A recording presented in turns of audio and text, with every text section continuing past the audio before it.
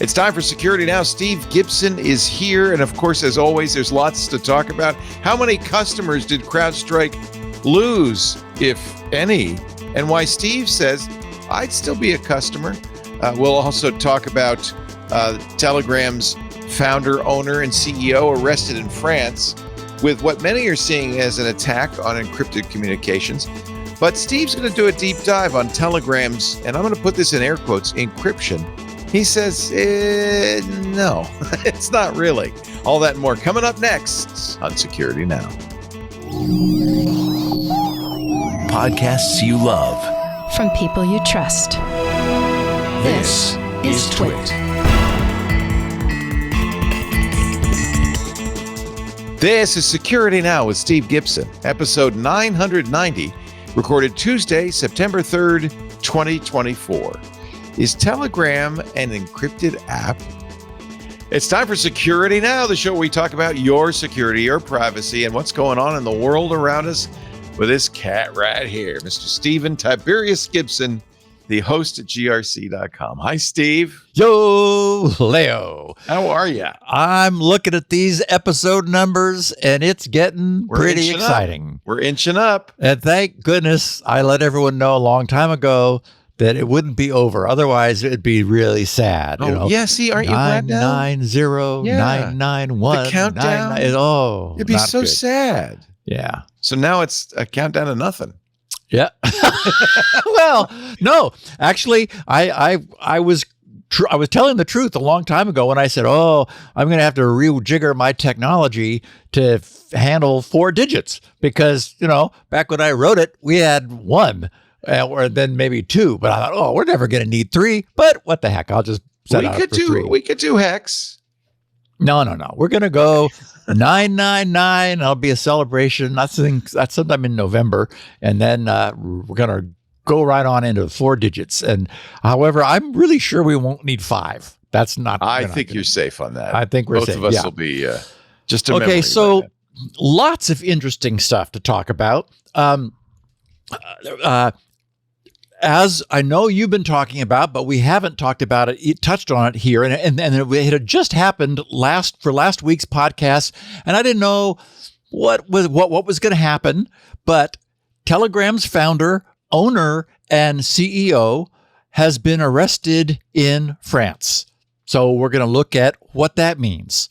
Also, 1 year after Microsoft began offering free cloud security event logging, how's that going?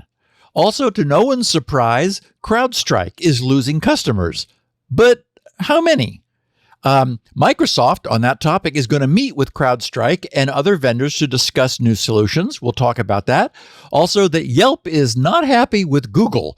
Did or does Google put their thumb on the scale? Yelp thinks so. Where do you go to purchase yourself some DDoS? When that's what you want. I'd like a cup of DDoS. Yes. How about sending a telegram? And Chrome exploits are becoming more rare and difficult to find. So Google has upped the ante. And Leo, believe it or not, the Cox Media Group is still promoting their incredibly, just astonishingly privacy invading so-called active listening capability. We're going to revisit that. Also, how about secretly having foreign agents doing all of your work for you? What could possibly go wrong with that? And the reason this podcast is titled, Is Telegram an Encrypted App? Is because that was the title given to the recent posting by our favorite Johns Hopkins cryptographer Matthew Green, who has become increasingly annoyed by Telegram's claims of being an encrypted messaging platform. So he finally asks the question, is Telegram an encrypted app? We're going to look at that and answer the question. That was a great blog post, actually. I really a little surprising. Yes. Yeah, he did a great job. Yeah. And we've been talking, as you mentioned, a lot about Pavel Durov's arrest since it happened a week ago. And Yeah, it's a quite a story, but we will get to that in just a little bit. But first, how about a word from our sponsor? Would you mind? All right. Oh, no, please. A little talk for you from our sponsor, BigID. Yeah, I hope you know the name BigID. They are the leading DSPM solution. That's data security posture management. And BigID is where data security posture management is done differently. BigID seamlessly integrates with your existing tech stack and allows you to coordinate security and remediation workflows. You can uncover dark data, identify and manage risk, remediate the way you want, and scale your data security strategy. Take action on data risks, annotate, delete, quarantine, and more based on the data, all while maintaining an audit trail, which is great for compliance. With BigID's advanced AI models, you can reduce risk, you can accelerate time to insight, and you can gain visibility and control over all your data. You know, BigID has some big customers who have even bigger data. BigID equipped the U.S. Army. Imagine who has more data in more disparate places than the United States Army. BigID helped them illuminate dark data, accelerate cloud migration, minimize redundancy, and automate data retention. Pretty big job, but they were able to do it. The U.S. Army Training and Doctrine Command quote is this. Get ready. This is a direct quote. The first wow moment with BigID came with just being able to have that single interface that inventories a variety of data holdings. I've never seen a capability that brings this together like BigID does. They see your data everywhere, inside zip files and all kinds of databases in all different cloud and on-prem locations in every little closet, nook, and cranny. By the way, BigID is going to be at their big CISO Digital Summit, October 17th, 11 a.m. Eastern Time, and you don't have to be there. You can watch it online. Centered around the next era of data security, this virtual summit will feature deep dives into the latest data security practices and technologies. They'll explore everything from DSPM to AI. AI is a big part of this because if you want to use AI in an enterprise or in the Army, you got to know what to train it on and what not to train it on, right? Not all the data is the same. And they'll talk about DLP and beyond with expert-led panel sessions and interactive discussions with your peers. They have a great lineup of speakers, a keynote from the head of cybersecurity and compliance at Denny's, and you can get 2 CPE credits and a raffle entry just for attending. So make sure to tune in, strengthen your organization's security posture in an ever-evolving digital landscape. This is going to be a great event. Again, October 17th. Put that in your calendar. Put a pin in it. 11 a.m. Eastern Time for this incredible panel. Start protecting your sensitive data wherever your data lives. BigID.com/security now. Lots of information there. You get a free demo on how BigID can help your organization reduce data risk and accelerate the adoption of generative AI. That's BigID, BigID, BigID.com/security now. Also, I said there's lots of information. There's a free new report right there on the site that provides valuable insights and key trends on AI adoption, challenges, and the overall impact of Gen AI across organizations. It's all there for you. It's free. BigID.com/security now. Please check it out. BigID.com/security now. We thank BigID for their support of this fabulous show and the great work that Steve does. I am ready with a picture of the week. This is a goodie. So I gave this one the caption, when the universe is suggesting that you should take the stairs, listen. Oh, dear. Because we have what appears to be a not that well-maintained kind of grungy elevator interior, and it's got some instructions over the panel where you push the button for which floor you want to go to. It says, if elevator does not move, do a small jump. It should move after.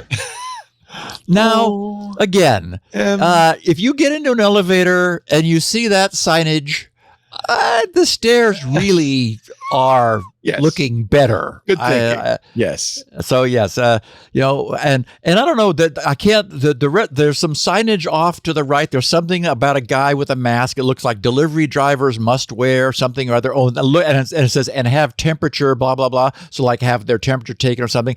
And then down below it says UM, and then I see CLOS and then ELE. So like maybe you must manually close the elevator doors or something. You must close elevator doors before pressing a button. That would be good. Unless you want a good view as you... Or just jump up and down, and that'll get the elevator going. That's a joke. Oh. Do you think it's a joke? No, I think it's like there's... It's stuck a little bit? This is, again, you get in, you see the sign, and you get out. And you just, and I say, so that's why the caption, when the universe is suggesting that you should take the stairs, listen. Yeah. Because, that's, anyway, thanks you. I will thank endlessly our listeners. We've got some goodies in the queue. So another great picture of the week. Okay, so I gave this week's lead story the title, Telegram Puts End-to-End Privacy in the Crosshairs, because I think that's probably what's ultimately being tested here. At the time, as we said, at the time of last week's podcast, the news was that Pavel Durov, the founder, also owner, and CEO of the Telegram instant messaging system, had been detained in France after he flew into and landed in French territory on a private jet. Next, we learned that his status had changed from detained to formally arrested. And then last Wednesday, he was released on 5 million euros bail and is banned from leaving France since he's now facing charges over his responsibility, this is what they're alleging, for the many illegal and in some cases abhorrent things that Telegram's users have been found doing in light of there being no content moderation, mediation, anything within Telegram of any kind. And they're holding Pavel responsible for that. And of course, the reason this is intensely interesting is that, especially to this audience, is that it brings us back to the big and still unanswered question of how the world is ultimately going to deal with end-to-end encrypted messaging and whether governments are going to allow their citizens to hold truly private electronic conversations without any form of content moderating oversight.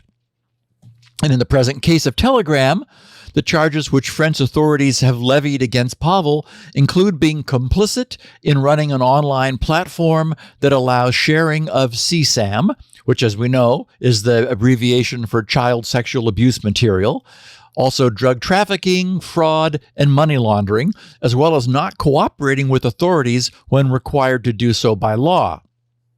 Now, the French news outlet Le Monde reported that France's police, the police office that tackles violent crimes against children, issued a warrant for his arrest.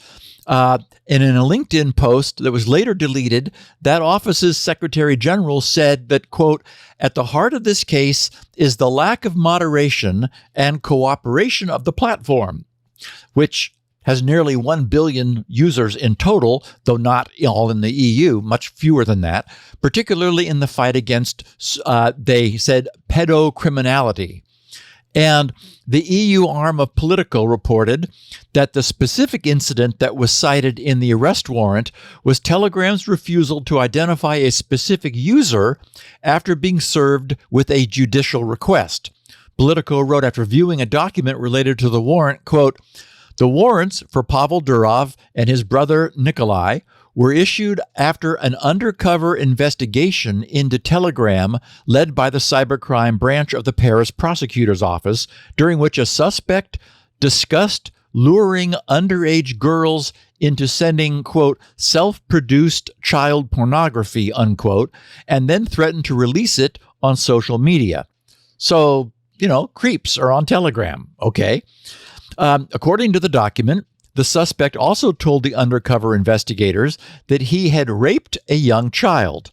Telegram did not respond to the French authorities' request to identify the suspect. As we've often observed, Telegram is the most combative of all the major social media platforms in their attitude and approach to content moderation and lawful assistance requests. I mean, that's like one of the selling points. And it paints this as a clear benefit in its own FAQ, which explains that its distributed architecture is used to confound court orders. Telegram unabashedly boasts. So here's from their FAQ. They said, quote, Telegram uses a distributed infrastructure. Cloud chat data is stored in multiple data centers around the globe that are controlled by different legal entities spread across different jurisdictions. The relevant decryption keys are split into parts and are never kept in the same place as the data they protect. As a result, several court orders from differing jurisdictions are required to force us to give up any data. Thanks to this structure, we can ensure that no single government or bloc of like-minded countries can intrude on people's privacy and freedom of expression. Telegram can be forced to give up data only if an issue is grave and universal enough to pass the scrutiny of several different legal systems around the world. To this day, we have disclosed, they're saying, 0 bytes of user data to third parties, including governments, unquote. Their terms of service do state that illegal pornographic content is not allowed on its publicly viewable areas, but that doesn't stop people from doing that. Its FAQ says it will only take action on illegal content in these areas, which comprise sticker sets, channels, and bots. However, Telegram assures its users that, quote, all Telegram chats and group chats are private amongst their participants. We do not process any requests related to them, unquote. So, in other words, within any private groups, which may include up to 200,000 people, anything goes without any supervision and with an explicit guarantee of technically imposed privacy. So, it should be no surprise that many investigations have found child abuse material for sale on Telegram. However, there are some interesting details here. It's an example of an instance where, the details matter and where encryption may not mean what its users imagine. This is why today's podcast topic will address the interesting question of whether or not and to what degree Telegram is actually an encrypted app, and exactly what that term means.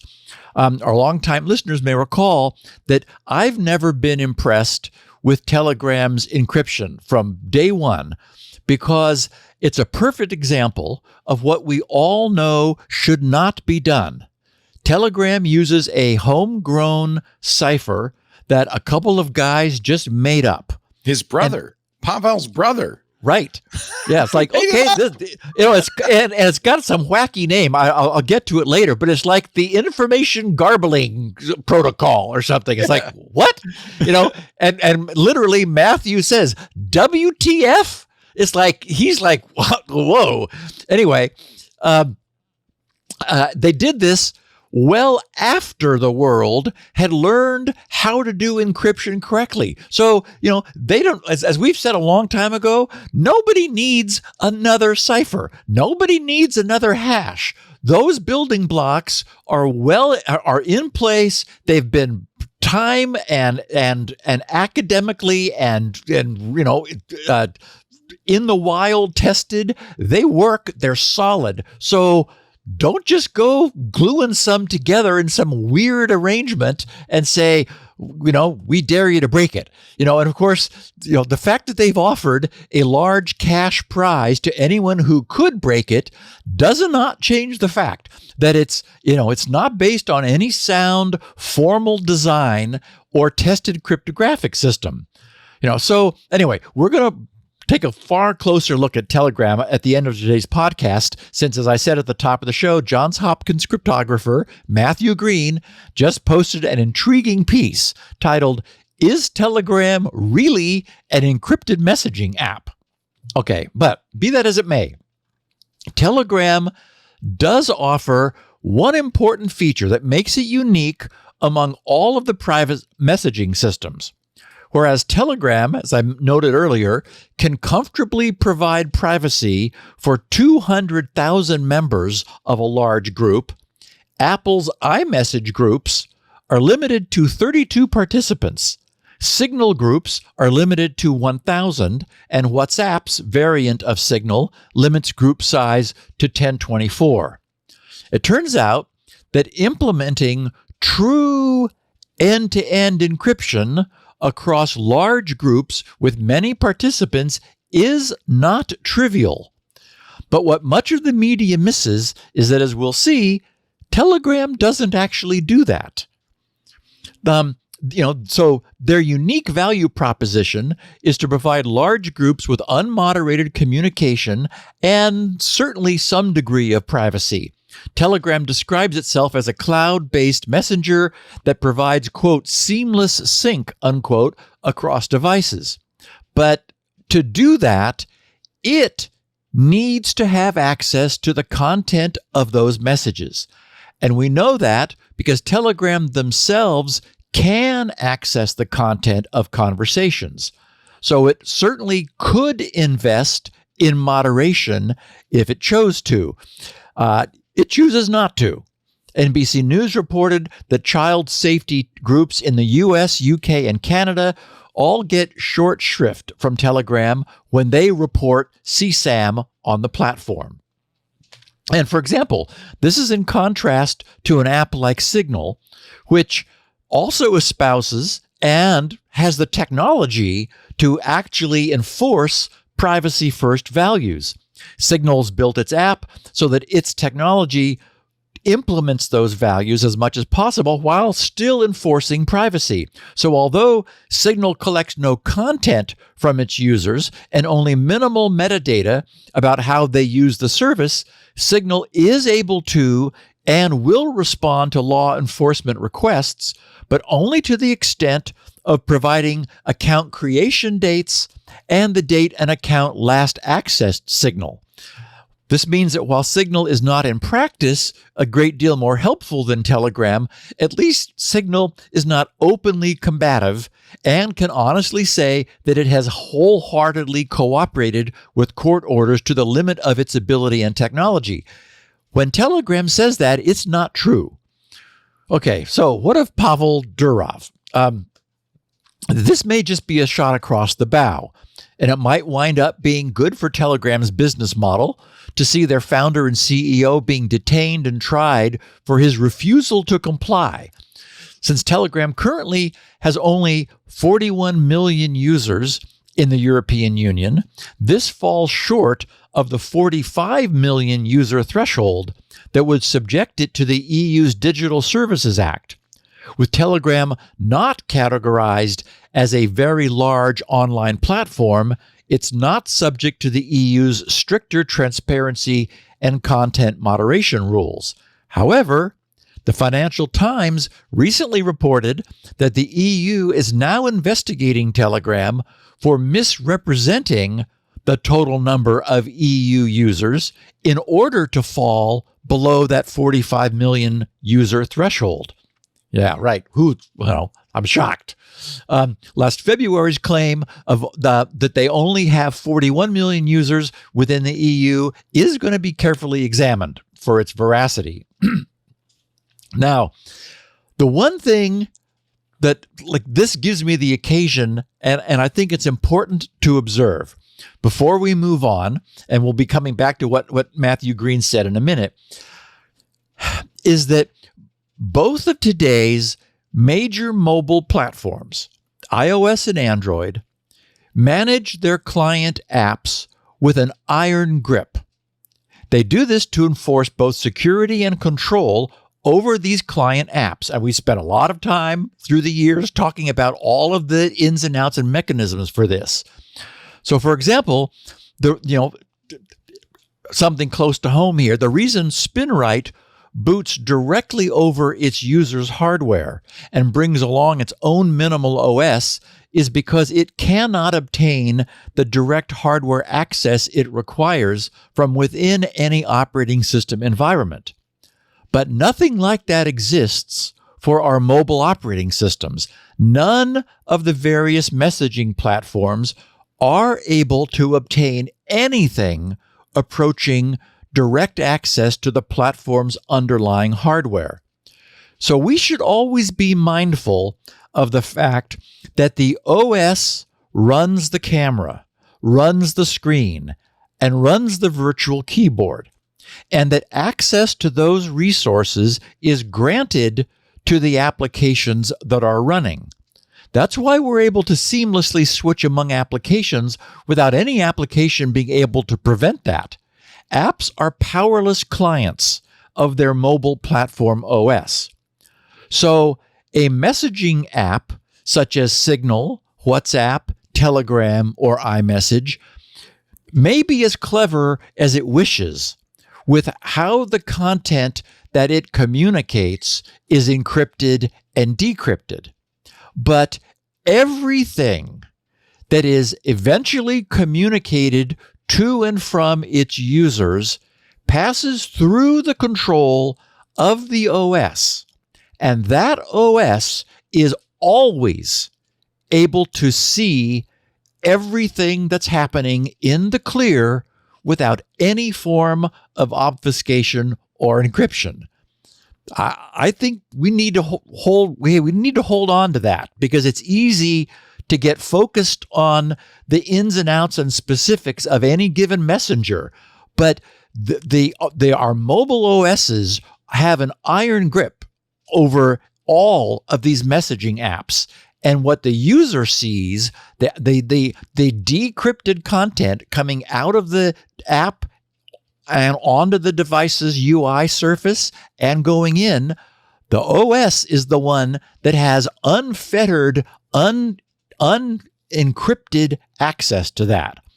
So there's a bit of a game of hot potato going on here, with no one wanting to take responsibility for the content that's passing through their control before it's encrypted or after it's decrypted. But the truth is that the vendor of the underlying platform, Apple or the supplier of an Android OS, is in the unique position to monitor what's going on before it's turned over to any messaging app, and to similarly inspect what its client apps decrypt before it's presented to the user. Now, we know, we've talked about this too. I mean, this is a difficult subject. We know how adamantly the platform vendors want to stay as far away as possible from taking any responsibility for what their users and their client apps do. And I know that we all want to retain the total privacy that we're currently being assured we're receiving. But Pavel Durov's arrest and indictment by French authorities shows us that we should probably regard the privacy we're enjoying today as fleeting, since no government wants to be completely blind to the conduct of its citizenry.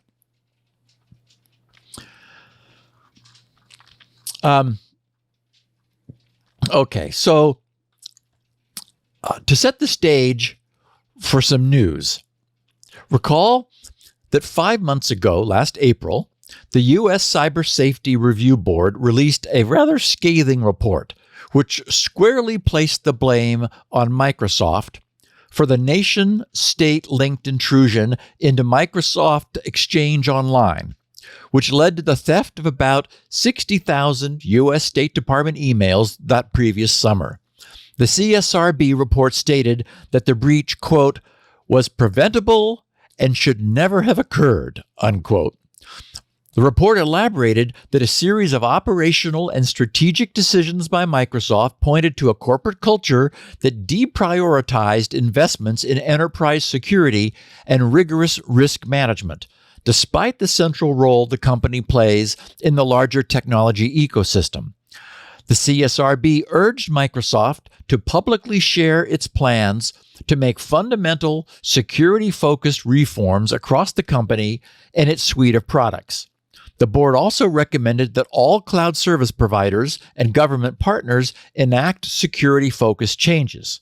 Okay, so among the criticism that was heaped upon Microsoft last year was that it was charging, extra money for zero-cost features such as security logging that would have gone a long way had more of the government entities been using them to help detect the early states of the various intrusions its users and customers had been experiencing. The tech-savvy Senator Ron Wyden said at the time, quote, "Unfortunately, as Microsoft's $15 billion plus cybersecurity business grows, Microsoft's incentives are not to deliver secure operating systems and cloud software to its customers, but to deliver insecure products and upsell them on cybersecurity add-ons. It should not have taken multiple disastrous hacks of federal systems for Microsoft to make essential security features standard for government customers, but better late than never," unquote. So we're talking about this today now because 1 year later, evidence is emerging of the beneficial effect of something as simple as free security logging. Last Tuesday, the publication Cybersecurity Dive posted a report titled CISA Officials Credit Microsoft Security Log Expansion for Improved Threat Visibility. They wrote, "Greater access to Microsoft event logs is paying off for U.S. government agencies and critical infrastructure providers, which have gained greater visibility into their network environments," the Cybersecurity Infrastructure Security Agency said Saturday, CISA. Microsoft expanded free access to security logs in 2023 after a state-linked threat actor stole thousands of emails from the State Department after gaining access to Microsoft Exchange Online. Jeff Green, CISA's Executive Assistant Director for Cybersecurity, confirmed via email, quote, "Yes, Microsoft has expanded access to the logging elements that were used by the State Department to detect the 2023 compromise to a vastly larger set of customers, including all federal agencies and numerous critical infrastructure organizations. These new logs are being used by organizations today to detect threats." Green added, "CISA will continue to work with Microsoft and other companies to ensure that their products are secure by design and that Microsoft lives up to the commitments it has publicly announced around improving the security of its products following the 2023 compromise." The win for the U.S. government comes as CISA, along with the FBI, National Security Agency, and a group of foreign cybersecurity authorities led by Australia, released a best practices guide for event logging last week. The new guide is part of an effort to combat sophisticated threat activity from state-linked threat groups such as Volt Typhoon. The group uses living off the land techniques to disguise its threat activities using normal security tools that won't trigger alerts when moved around computer networks. Security researchers at ReliaQuest have been tracking a ransomware actor known as Medusa, which is also using living off the land techniques in multiple attacks.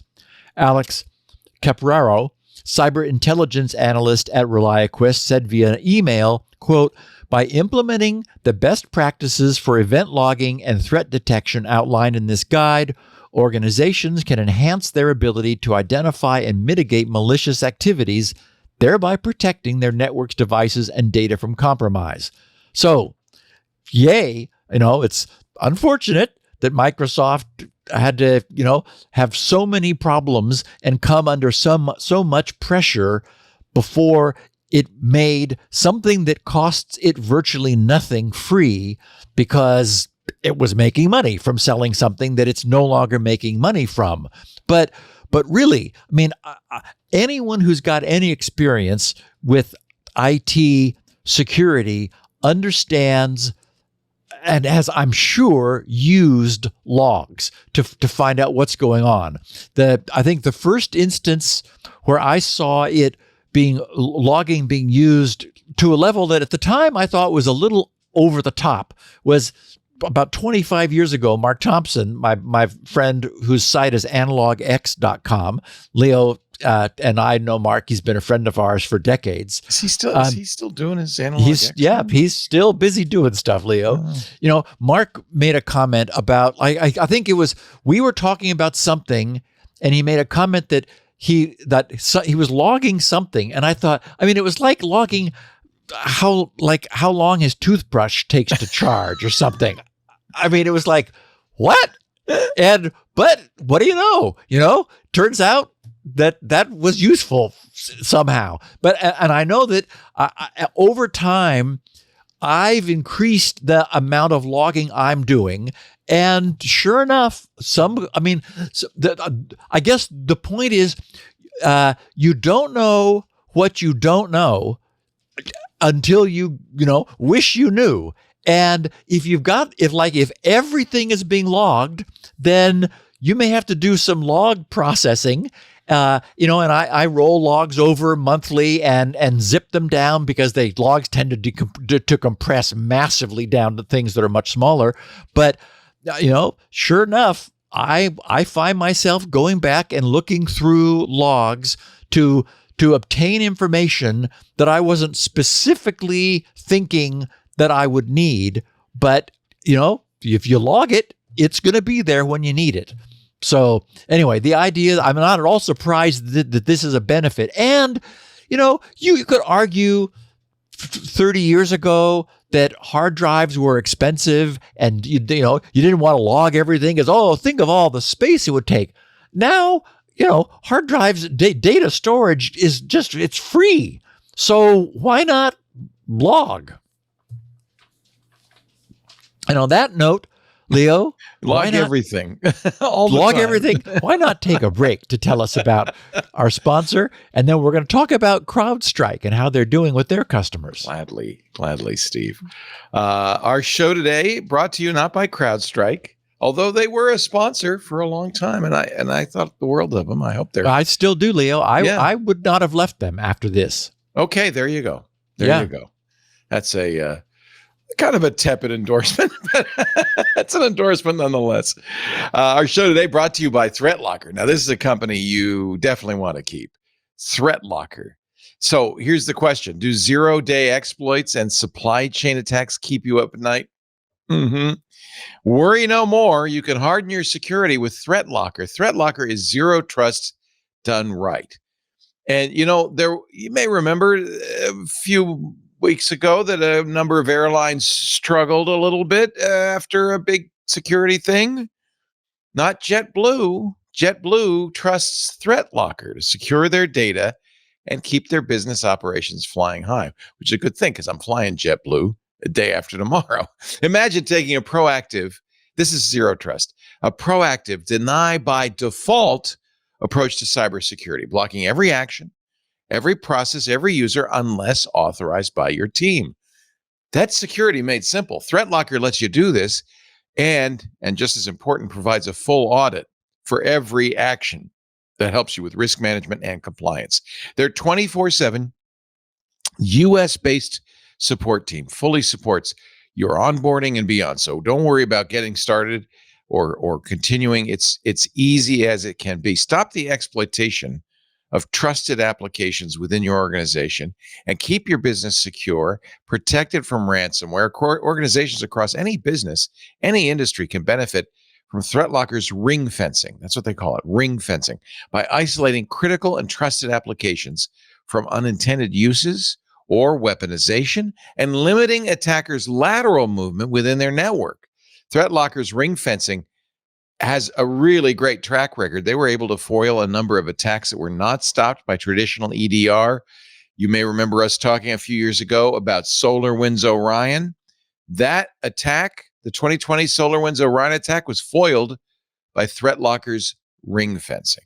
And yes, ThreatLocker works for Macs too. Get unprecedented visibility and control of your cybersecurity quickly, easily, and cost effectively. ThreatLocker's zero trust endpoint protection platform offers a unified approach to protecting users, devices, and networks against the exploitation of zero-day vulnerabilities. And that's got to be good. Get a free 30-day trial. Learn more about how ThreatLocker can help mitigate unknown threats and ensure compliance.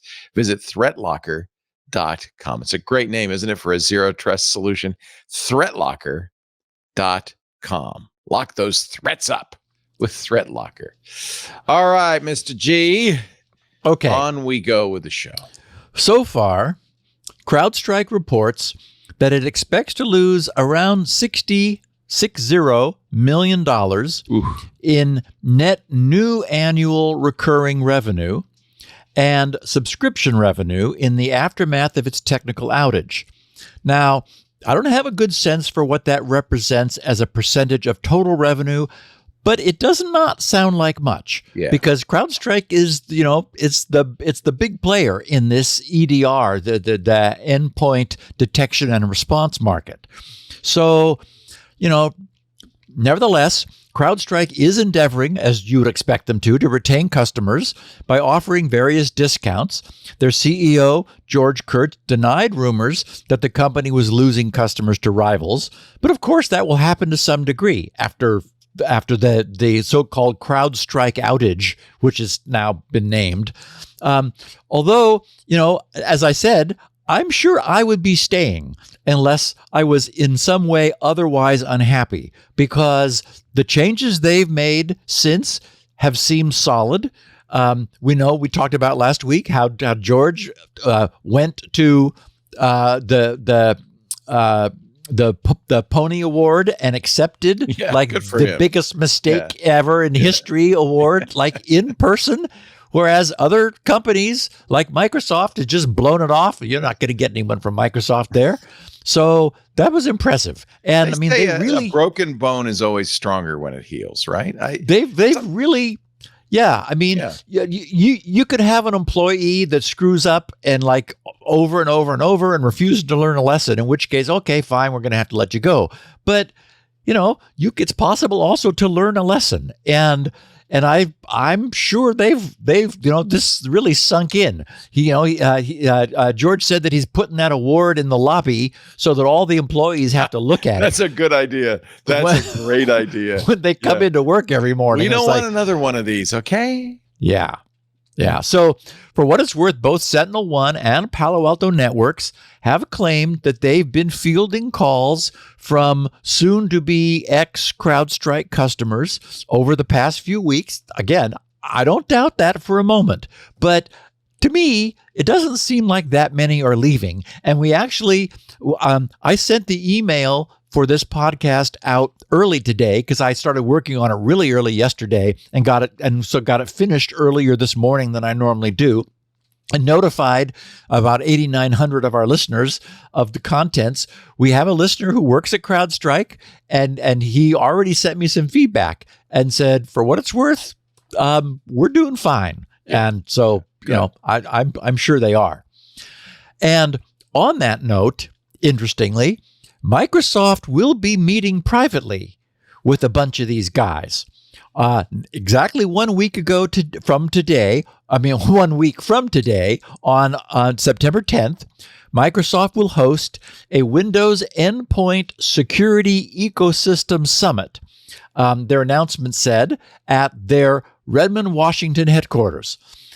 Their announcement said Microsoft, CrowdStrike, and other key partners who deliver endpoint security technologies will come together for discussions about improving resiliency and protecting mutual customers' critical infrastructure.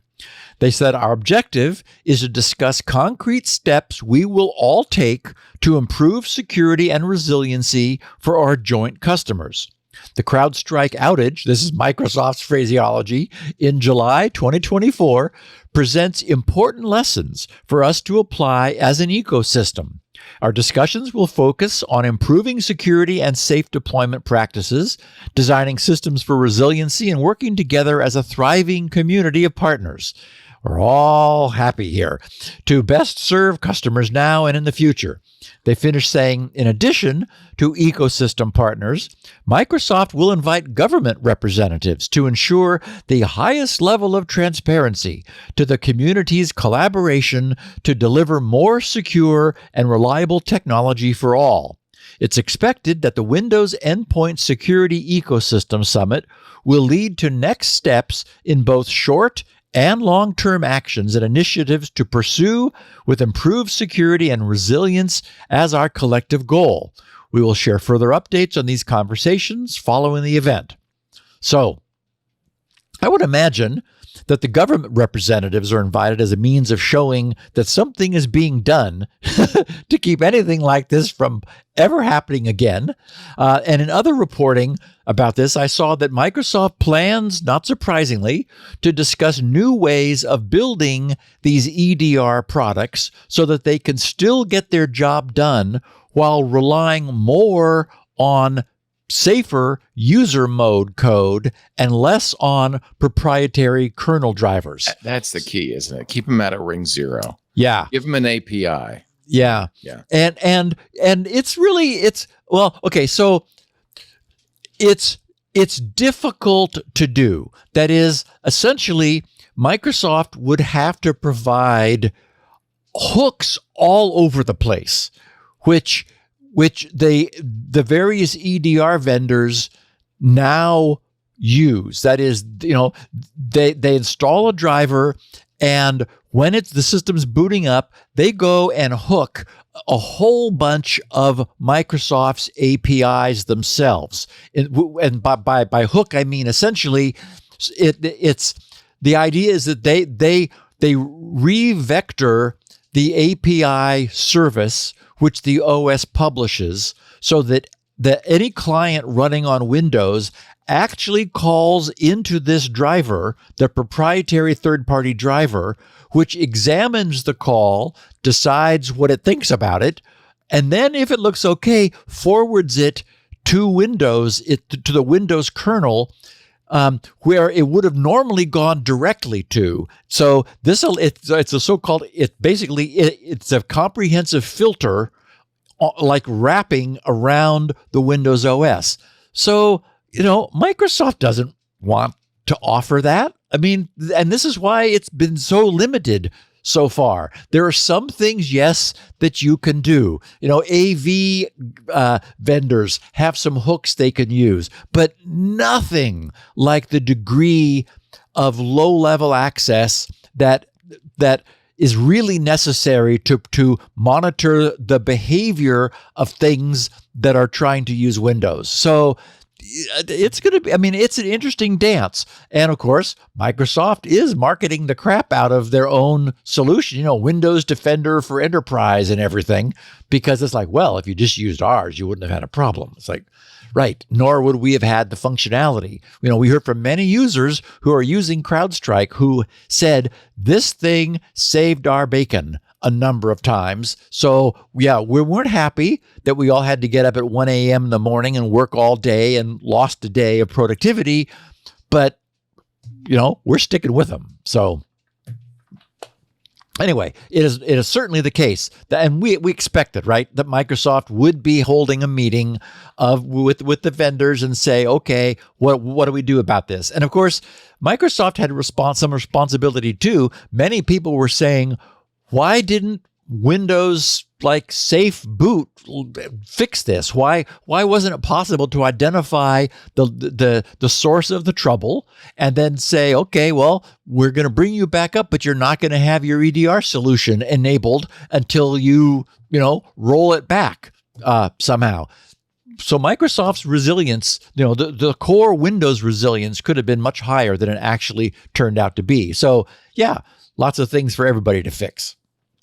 I just want to note in passing that Yelp has filed an antitrust lawsuit against Google. It seems, Leo, that Google has reached the size that Microsoft once did back in those days. And, their behavior is being viewed as a little aggressive by an increasing number of entities. In this case, Yelp is alleging that Google has a monopoly over the search market, no surprise there, which it is abusing to promote its own review business, which, of course, Yelp is a famous Yelp. Famous reviewer. Yelp's been, by the way, whining about this for decades. They went to the EU. That's one of the reasons the EU investigated Google in the first place. So right.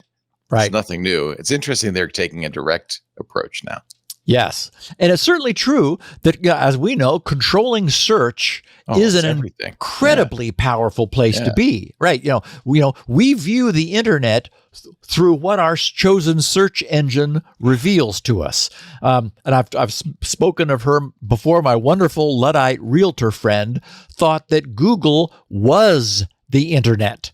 She didn't understand, like when she went to the Google, that she wasn't like that. It wasn't the internet. Yeah, it's like that's She was actually more insightful than we might realize. I tried. No, Judy, that's not the way. What? Just you go away, Steve. I know what I'm doing. How do I find it if it's not on Google? That's right. Doesn't exist. Good luck. Yep. So anyway, there's a reason why SEO, search engine optimization, is a booming business. But it matters, if you're on the first page of Google's results or the second or where. Okay, so everyone seems to be piling on Telegram this week, and it's not as if they probably don't deserve more attention. And in today's internet threat landscape, that's what's going to happen on any large unmoderated social network platform, which everyone assumes is somehow secure. In this instance, the security firm Falcon Feeds has taken a deep look into the flourishing business of DDoS for hire, or more specifically, DDoS-as-a-service, as it's formally called, DDoS-as-a-Service. So add the SaaS on the end, DDoS-as-a-Service. In a posting last Thursday titled DDoS-as-a-Service, the dominating phenomenon on Telegram, Jacob Abram wrote, he said, in today's digital landscape, distributed denial of service attacks have become one of the most powerful tools in a cybercriminal's arsenal. These attacks, often facilitated by DDoS-as-a-Service platforms, DDoS for hire services, and botnet for hire networks, can disrupt online services, extort businesses, and even advance political agendas. At falconfeeds.io, our latest research reveals a staggering 3,529 DDoS incidents occurred in Europe during just the first half of 2024, making up 60% of the total cyber attacks we analyzed. The rise of DDoS as a service on platforms like Telegram is a significant contributor to this alarming trend. Telegram has emerged as a hotbed for cybercriminals looking to offer DDoS as a service.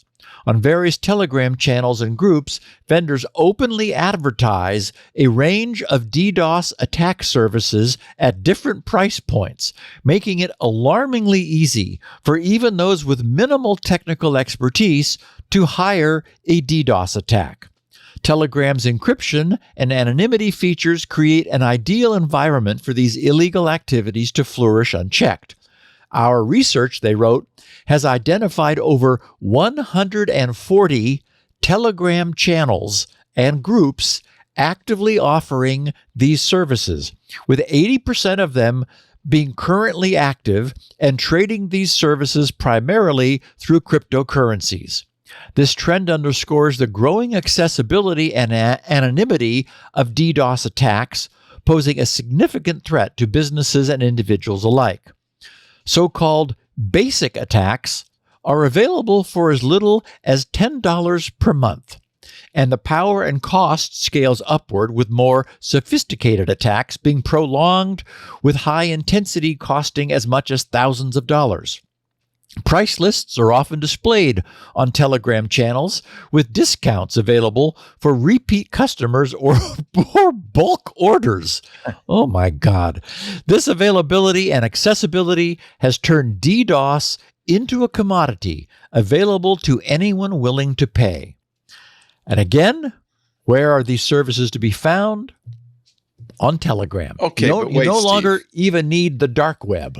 Read that whole news story again, replacing Telegram with the internet and channels with web pages. It's the same story. So I don't understand what the point is. Yeah, you can also get all of that stuff on the internet. Getting rid of Telegram won't solve that problem. Well, I'm not aware of any website that you just go to on the internet. We've shown them. Well, that's the dark web, which is very Okay. difficult to get to.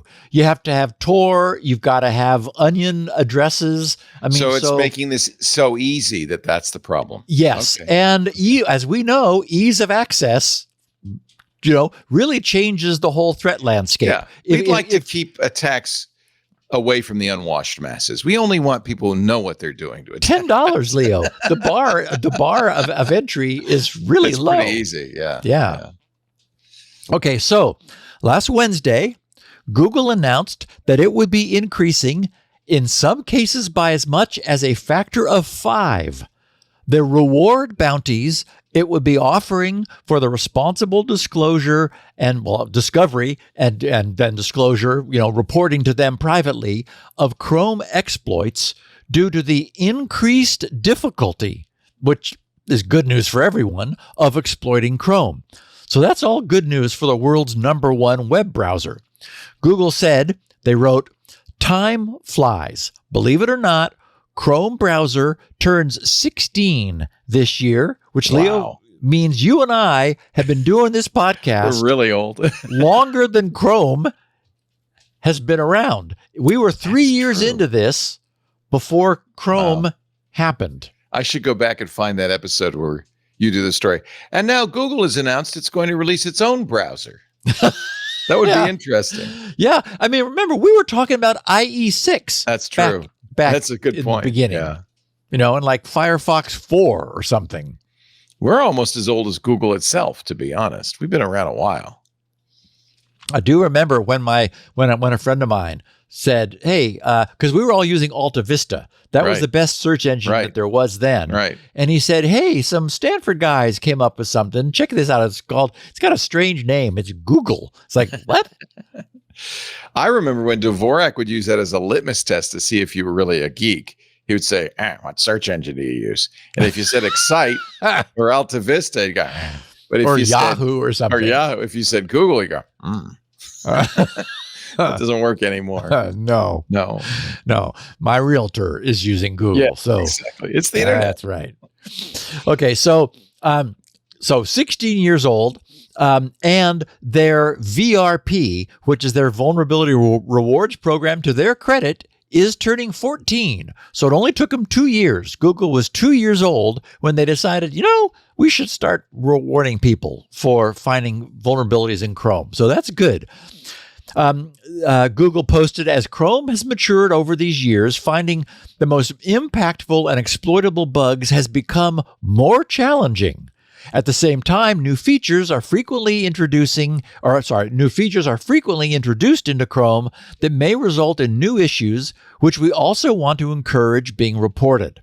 Therefore, it is time to evolve the Chrome VRP rewards and amounts to provide an improved structure and clearer expectations for security researchers reporting bugs to us, and to incentivize high-quality reporting and deeper research for Chrome vulnerabilities, exploring them to their full impact and exploitability potential.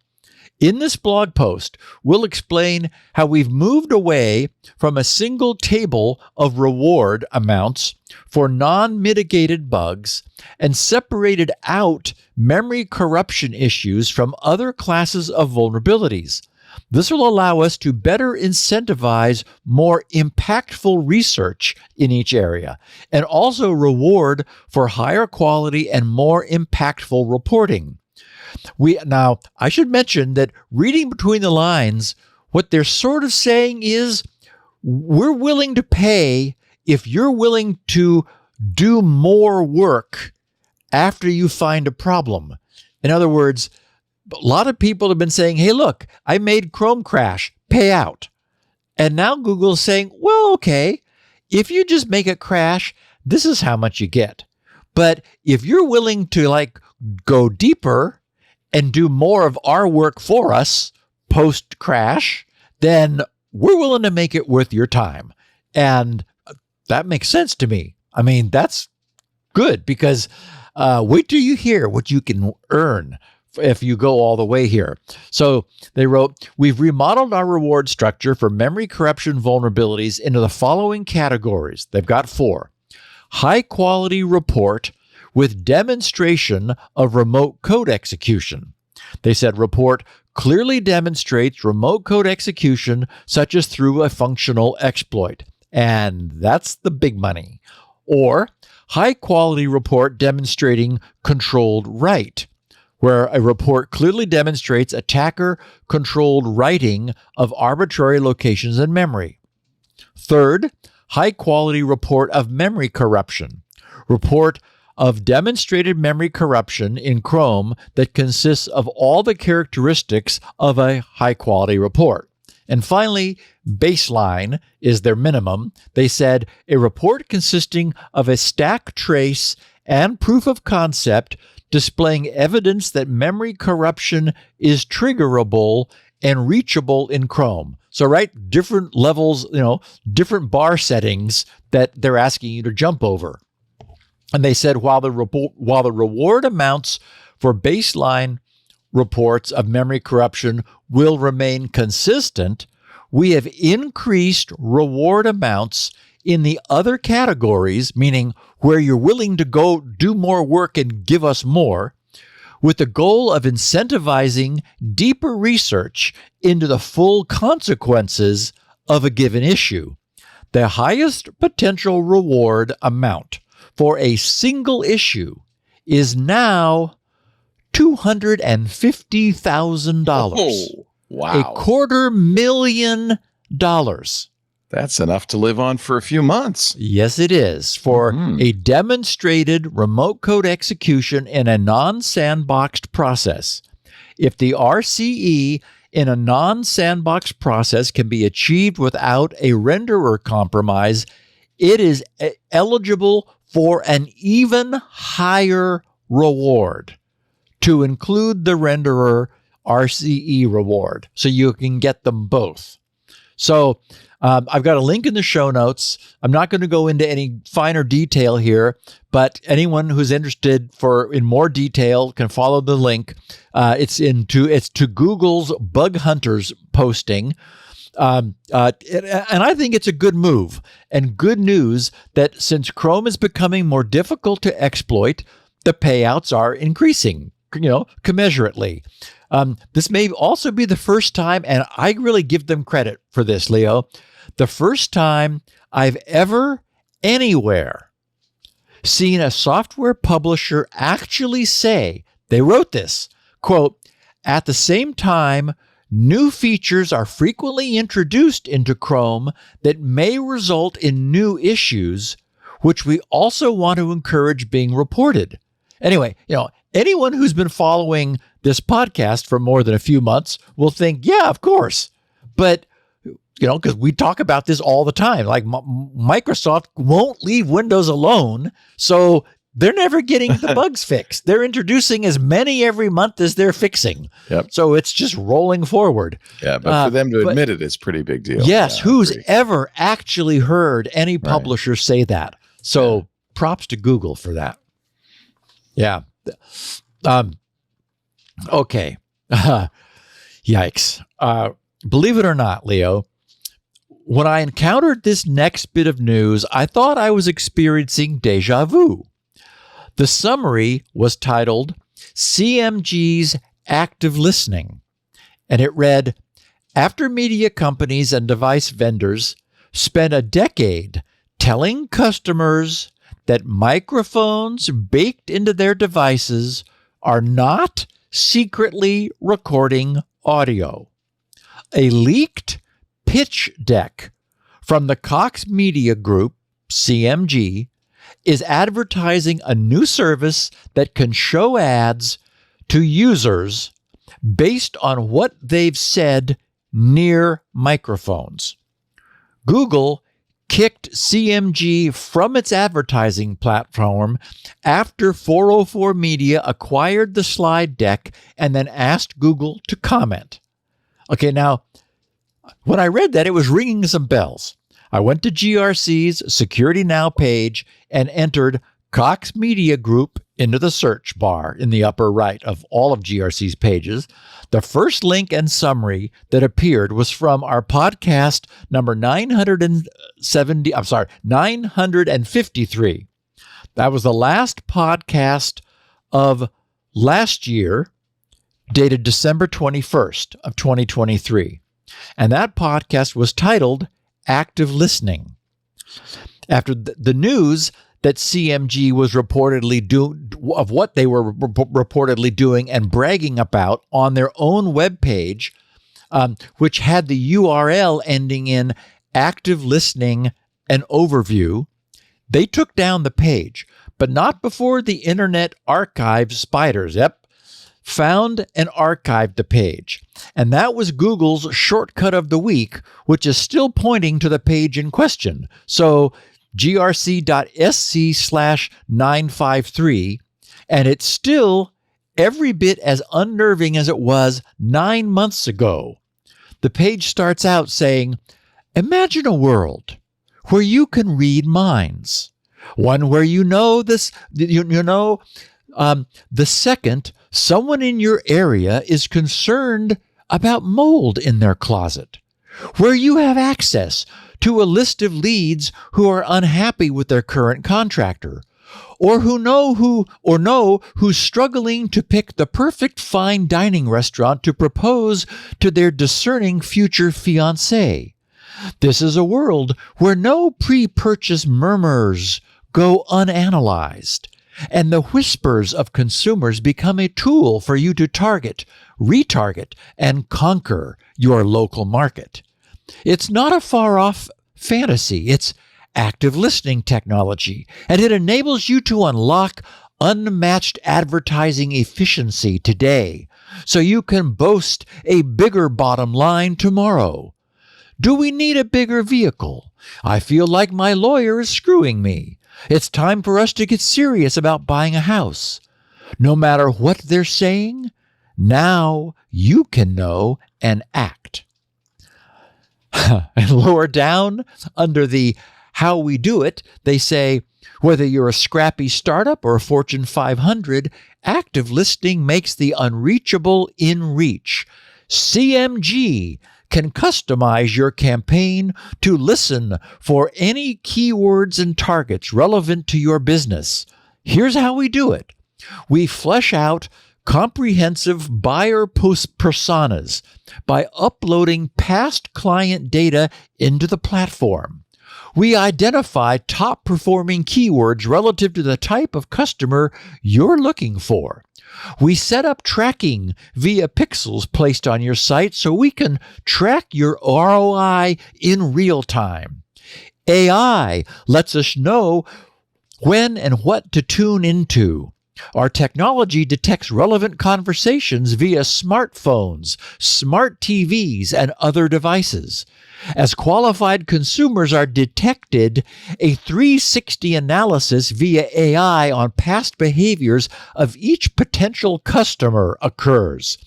With the audience information gathered, an encrypted evergreen audience list is created. We use the list to target your advertising via many different platforms and tactics, including streaming TV, OTT, streaming audio, display ads, paid social media, YouTube, Google/Bing search, pay-per-click. Our technology provides a process that makes it possible to know exactly when someone is in the market for your services in real time, giving you a significant advantage over your competitors. Territories are available in 10 or 20-mile radiuses, but customizations can be made for regional, state, and national coverage. And then, in their own FAQ, incredibly, They actually ask and answer. Question: is active listening legal? Answer: we know what you're thinking. Is this even legal? The short answer is yes. It is legal for phones and devices to listen to you.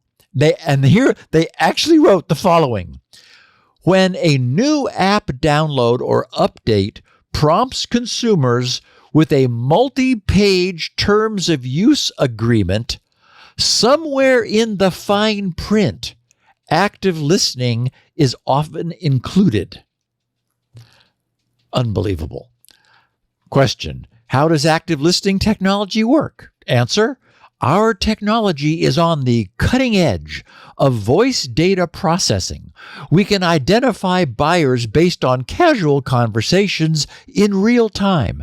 It may seem like black magic, but it's not. It's AI. The growing ability to access microphone data on devices like smartphones and tablets enables our technology partner to aggregate and analyze voice data during pre-purchase conversations. So what just happened to bring this back on our radar from 9 months ago is that 404 Media, that same group that had previously reported on CMG's webpage, which was then quickly taken down, obtained the marketing pitch deck that is still 9 months later being sent by CMG to prospective companies. 404 Media forwarded the deck to Google, who then reportedly kicked CMG off its partner program in response.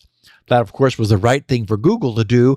But how is it that a massive media group such as CMG is able to, with a straight face, say that consumers are permitting this, making it legal for them because, quote, somewhere in the fine print, this permission is being given?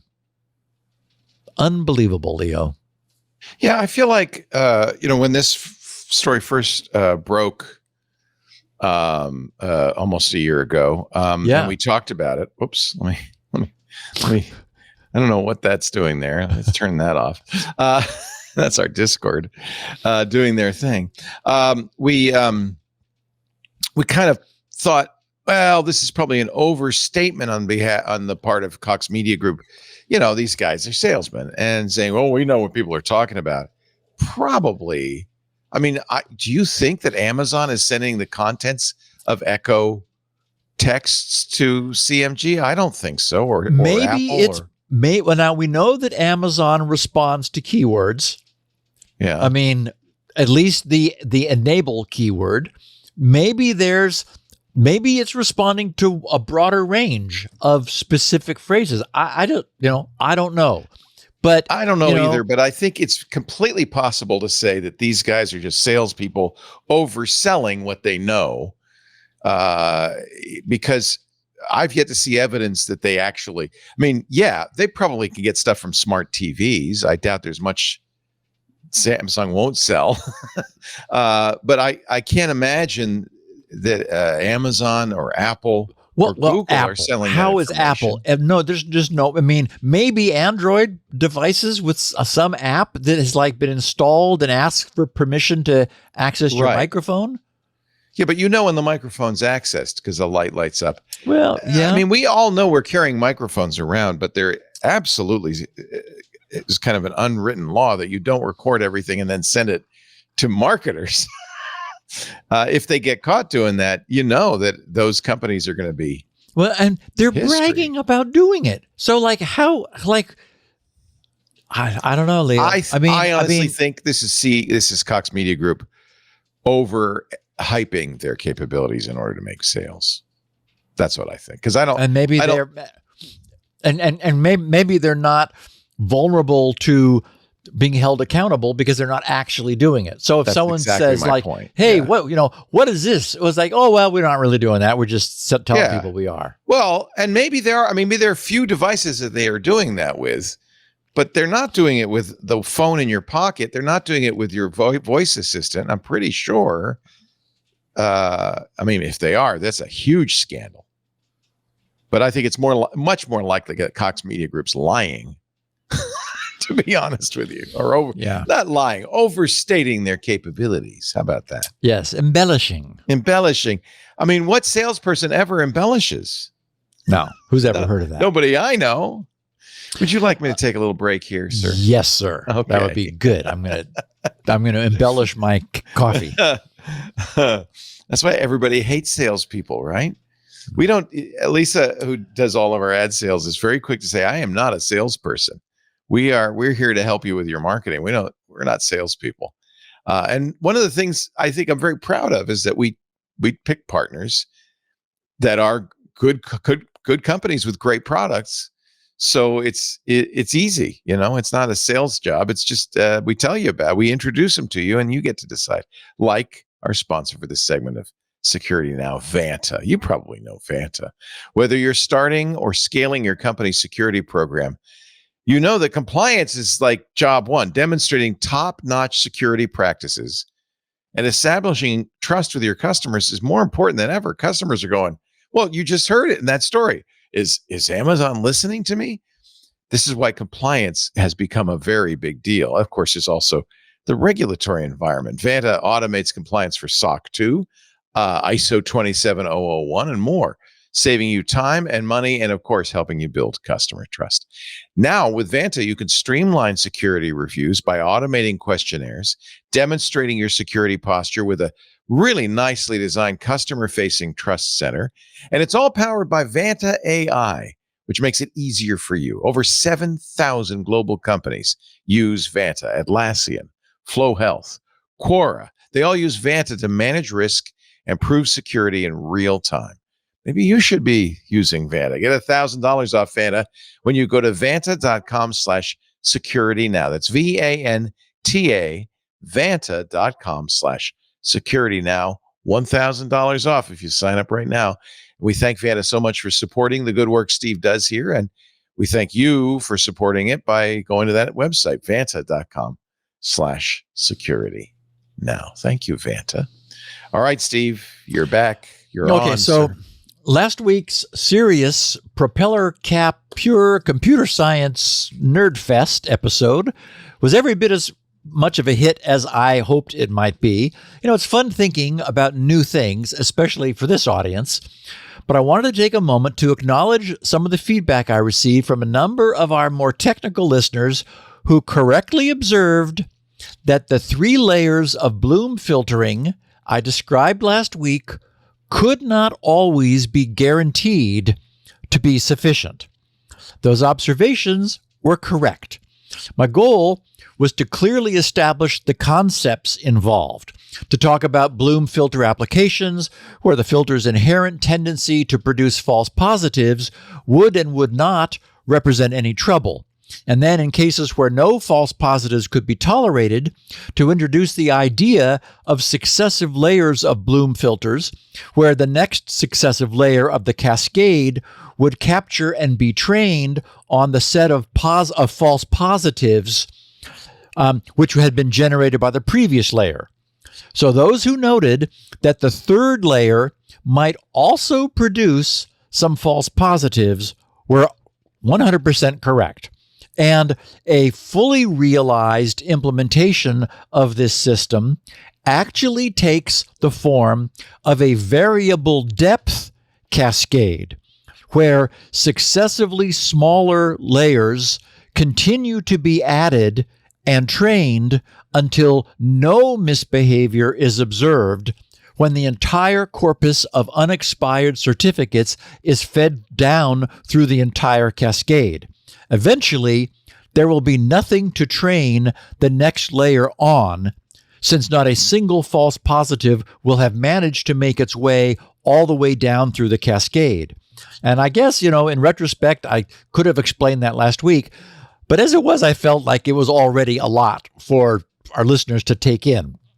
And also, for the record, I used 1 megabit as the number of bits in the first Bloom filter level, which would be addressed by 20 bits taken from the any candidate certificate's hash, purely for the sake of illustration, since that made it much easier to describe and visualize.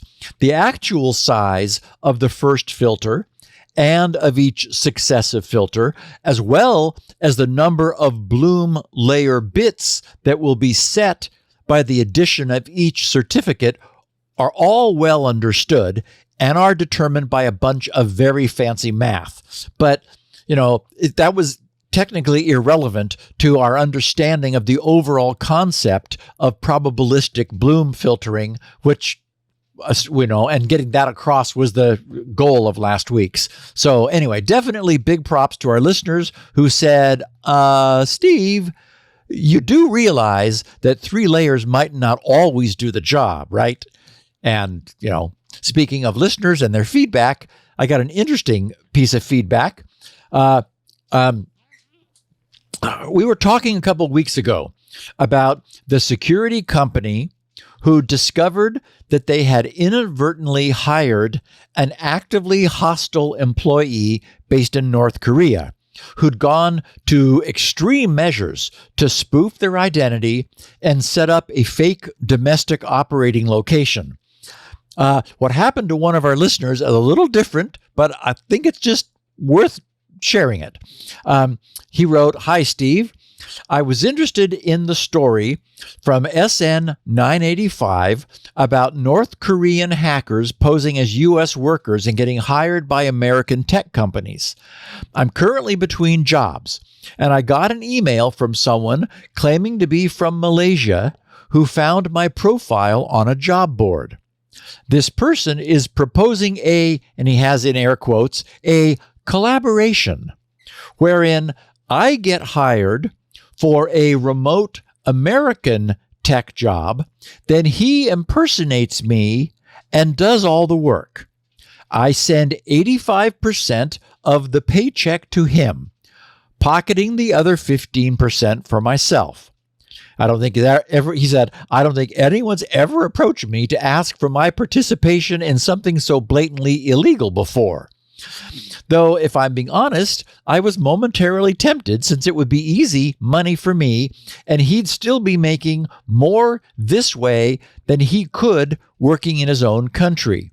Sounds like a win-win, apart from the whole fraud thing and serious criminal and reputational liability for me." He said, "Anyway, I never responded to the messages, so I can only speculate, but I wonder if this is actually how the situation with no before happened. I've no reason to believe the sender of the email used his real name or that he's based in Malaysia. It might be more plausible that this message is part of the sort of large campaign that uses an IT mule laptop farm as described in the story. His Gmail address is generic and formulaic enough that I suspect there are many other identities being controlled by the same party.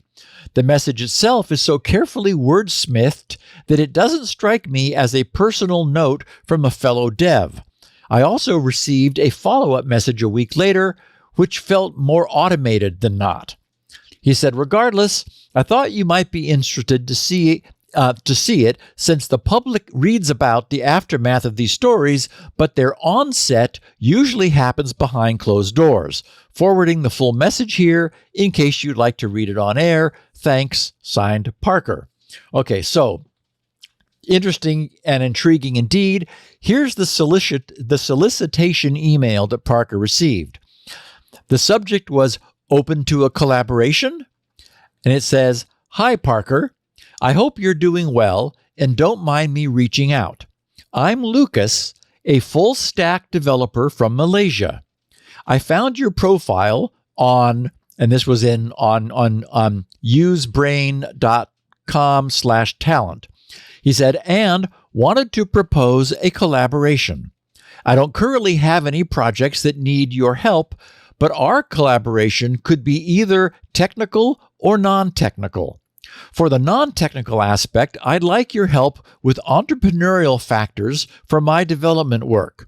If we end up getting jobs together and working on them, it would be a technical collaboration. To keep it short, I'm looking to get well-paid jobs with companies or clients in the U.S. While this is feasible from Malaysia, they tend to prefer hiring developers from similar time zones. Unfortunately, I'm in GMT +8, while the United States is in PT to ET. Especially for full-time jobs at companies, they typically don't hire developers outside of the U.S. So, I believe the best way to get U.S. jobs is to impersonate someone who resides in the U.S. It might sound risky, but it won't be risky as long as we keep this 100% confidential. Besides, I don't mean that I want your identity. I don't mean that I want your identity information. No. He says, have you heard of Upwork.com or TopTal? They're the largest freelancing job markets in the world, where most individual clients in the U.S. look for developers for their projects. There's no easy way to get well-paid jobs, and Upwork or TopTal has a lot of competitive freelancers. However, I'm very confident that I can get great jobs to make decent money. Here's how it would work. First, you open an Upwork or TopTal account and log into it on your secondary laptop. I connect to your secondary laptop via AnyDesk app, and I search for jobs. You receive money into your bank account once I finish jobs with clients. You take your commission and send me the remaining. This would be a non-technical collaboration, and I would suggest a split of 15 to 20% for you and 80 to 85% for me. For full-time jobs at U.S. companies, which obviously makes us way more money than freelancing jobs, I would apply for jobs on LinkedIn, and you would crack the interviews. However, I'd say this is the advanced step of a collaboration, which should be based on a strong foundation of trust between us. Here's how that would work. I apply for company jobs on LinkedIn using your LinkedIn account and get you scheduled with interviews. You crack the interviews and get job offers. I perform day-to-day work on those jobs while you attend the Scrum meetings. He says, parens, I can join the meetings if team members usually turn off their cameras. If you've ever done Scrum, that's more work than doing the coding. Exactly. I'd want to pay. Yeah. I would want more money for that. Yeah, I had the same thought, Leo. And finally, he says, you get paid into your bank account bi-weekly or monthly, and you send me my portion after deducting your commission. This will be a mixture of technical and non-technical collaboration, and I would suggest a split of 20 to 25% for you, 75 to 80 for me. Please reply to this email if you want to schedule a call to discuss this further, or if you have any other opinion for the collaboration. Best, Lucas. It feels like it could be real. I mean, I'm sure there is a group of people in other countries like Malaysia who can't get work. I imagine it, but I'll tell you, Leo, my own credibility filter snapped on when I read a sentence like, quote, for full-time jobs at U.S. companies, comma, which obviously makes us way more money than freelancing jobs, comma, I would apply for jobs on LinkedIn and you would crack the interviews. That sentence, and the rest of the note for that matter, does not strike me as having been written by a non-native English speaker. You know, maybe it was AI generated, okay, but in any case, Parker's sense of right and wrong kept him from responding. You know, since this problem of North Korean infiltrators worming their way into Western jobs is clearly very real, you know, with a solicitation as slick and polished, it occurred to me that this might have been some sort of sting operation designed to catch Westerners who would be willing to expose their employers to potential hostile exploitation. Right. Actually, in Malaysia, many of them speak English, and they speak a British English. So crack actually might have been exactly how he would have said it. So, yeah. But I don't, you know, I wouldn't, if I were Parker, I would not respond, of course. Right. Well, and this whole, you know, set up a secondary laptop and then he'll log into the laptop, which means he'll have a domestic IP address and is looping through the laptop from wherever. Yeah. The one thing I would have liked him to do is take the call and just see who's on the other side. Right? Yeah.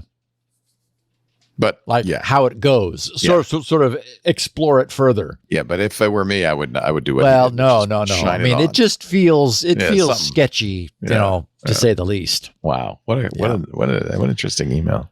Okay, so we're going to talk about what Matthew Green, his take on Telegram. Maybe we got to go a ways before we take our last break, or do you want to? We just took one. Okay. Yeah. So, up to you. So we'll get sort of halfway in, and then we'll take our last break. Okay. So, Matthew wrote, "This blog is reserved for more serious things," right? And like he's normally talking about the details of subtle problems found in post-quantum hashing algorithms and things. I mean, Matthew isn't bothering to talk about abuse of commercial messaging. He's kind of the king of cryptographers from Johns Hopkins. I mean, this guy is very, he's the guy. If he says it, I believe it, I guess is the bottom. He knows what he's talking about. He knows what he's talking about. Yeah. So he says, this blog is reserved for more serious things. And ordinarily, I wouldn't spend time on questions like the above because his blog is titled, "Is Telegram an Encrypted App?"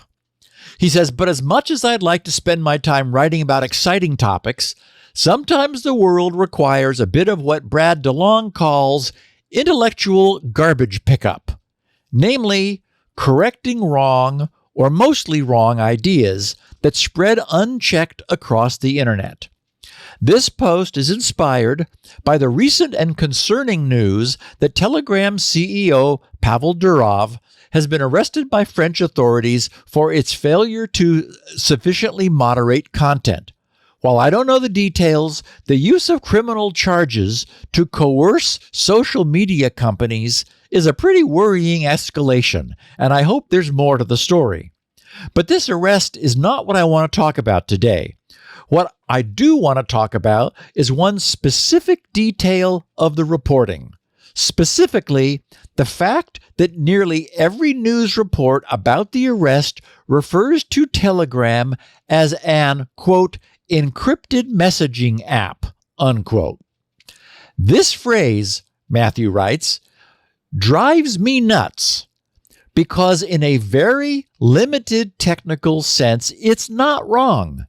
Yet in every sense that matters, it fundamentally misrepresents what Telegram is and how it works in practice. And this misrepresentation is bad for both journalists and particularly for Telegram's users, many of whom could be badly hurt as a result. So, does Telegram have encryption or doesn't it? Many systems use encryption, he writes, in some way or another. However, when we talk about encryption in the context of modern private messaging services, the word typically has a very specific meaning. It refers to the use of default end-to-end encryption to protect users' message content. When used in an industry standard way, this feature ensures that every message will be encrypted using encryption keys that are only known to the communicating parties and not to the service provider. From your perspective as a user, an encrypted messenger ensures that each time you start a conversation, your messages will only be readable by the folks you intend to speak with. If the operator of a messaging service tries to review the content of your messages, all they'll see is useless encrypted junk. That same guarantee holds for anyone who might hack into the provider's servers, and also, for better or for worse, to law enforcement agencies that serve providers with a subpoena. Telegram clearly fails to meet this stronger definition for a simple reason. It does not end-to-end encrypt conversations by default. If you want to use end-to-end encryption in Telegram, you must manually activate an optional end-to-end encryption feature called secret chats for every single private conversation you want to have. The feature is explicitly not turned on for the vast majority of conversations and is only available for one-on-one conversations and never for group chats with more than 2 people in them. As a kind of weird bonus, he says activating end-to-end encryption in Telegram is oddly difficult for non-expert users to actually do. For one thing, the button that activates Telegram's encryption feature is not visible from the main conversation pane or from the home screen. To find it in the iOS app, he says, I had to click at least 4 times. Once to access the user's profile, once to make a hidden menu pop up showing me the options, and a final time to confirm that I wanted to use encryption. And even after this, I was not able to actually have an encrypted conversation since secret chats only works if your conversation partner happens to be online when you do this. Overall, he writes, this is quite different from the experience of starting a new encrypted chat in an industry standard modern messaging application, which simply requires you to open a new chat window. Okay, now, I need to interrupt for a moment to clarify and explain something that's probably not clear. There's a world of difference between a messaging app providing true end-to-end encryption and merely having encrypted communications. Matthew doesn't bother to draw attention to this distinction because he lives in the world of encryption where the phrase end-to-end encryption has a very specific meaning. But it's easy to miss this important distinction.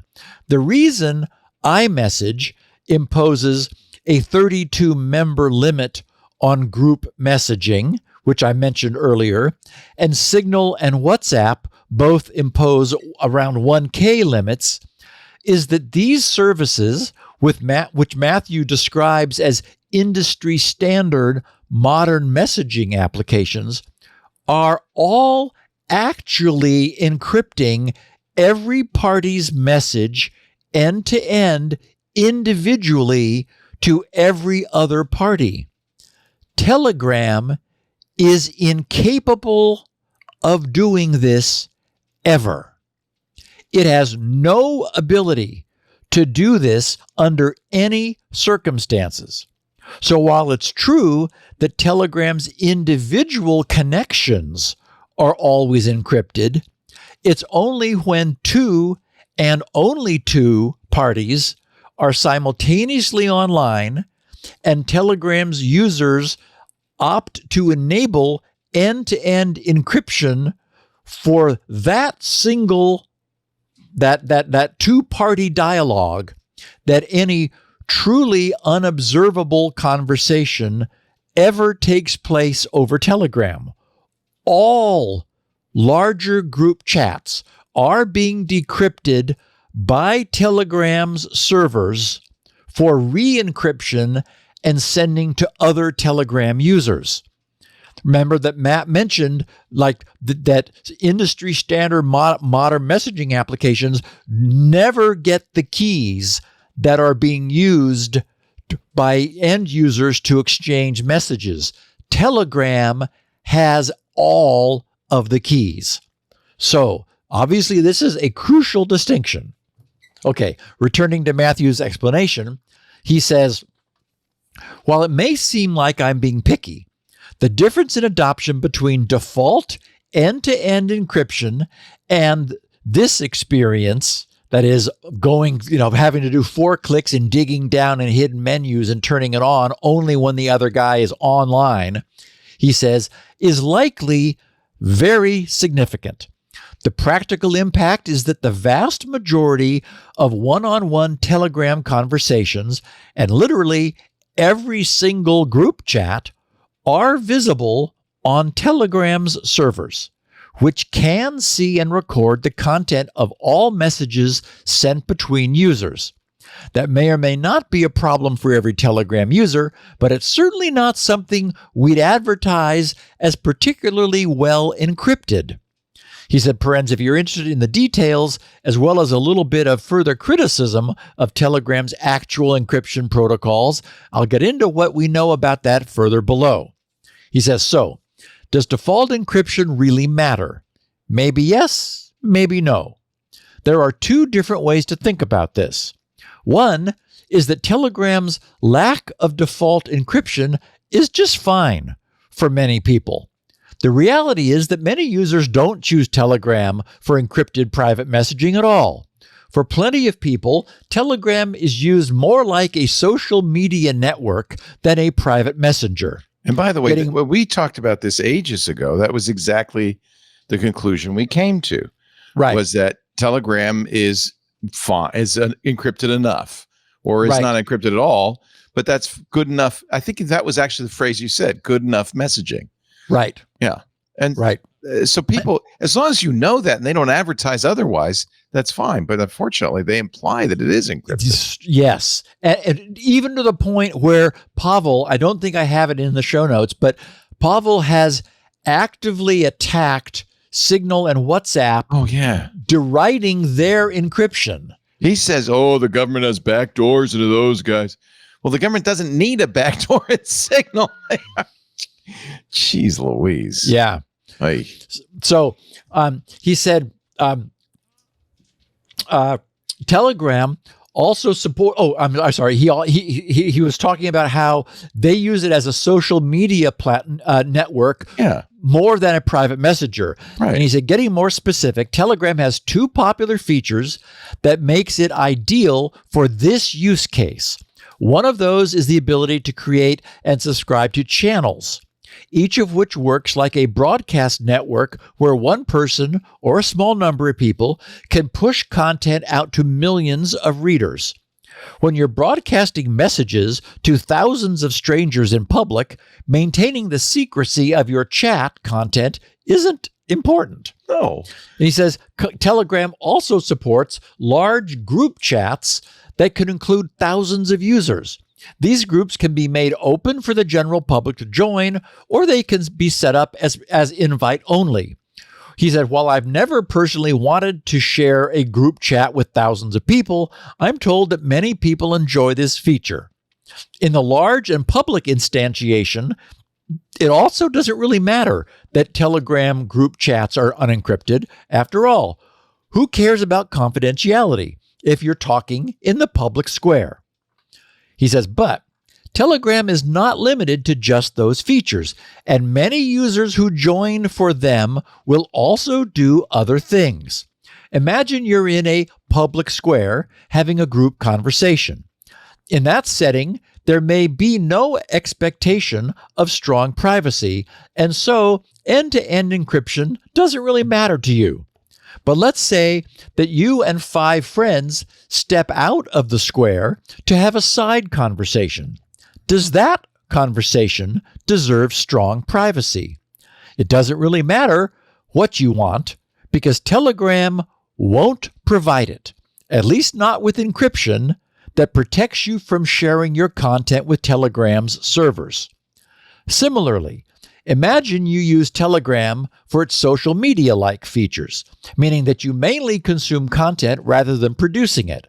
But one day your friend, who also uses Telegram for similar reasons, notices you're on the platform and decides she wants to send you a private message. Are you concerned about privacy now? And are you each going to manually turn on the secret chat feature?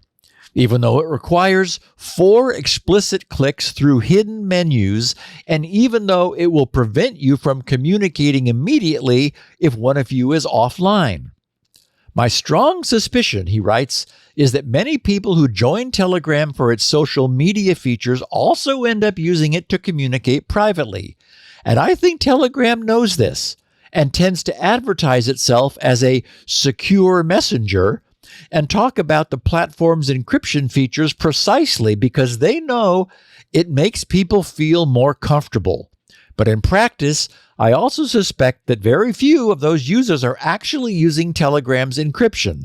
Many of those users may not even realize they have to turn encryption on manually and think they're already using it.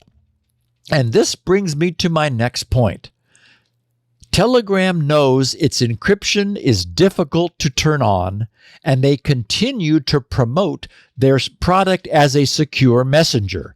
Telegram's encryption has been subject to heavy criticism since at least 2016 and possibly earlier for many of the reasons I outlined in this post. In fact, many of these criticisms were made by experts, including myself, in years-old conversations with Pavel Durov on Twitter.